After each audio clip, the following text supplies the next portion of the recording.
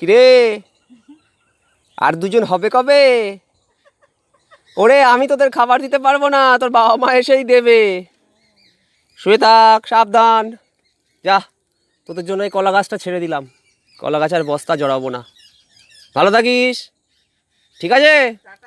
Tata, bye bye. এ শিবমের তরফ থেকেও bye bye. Shivam bye bye বলে দে।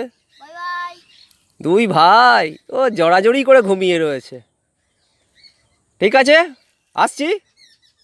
আরে অত খাবার দেবে দেবে দেবে, তোর বাবা মা এসে দেবে, আমরা চললাম।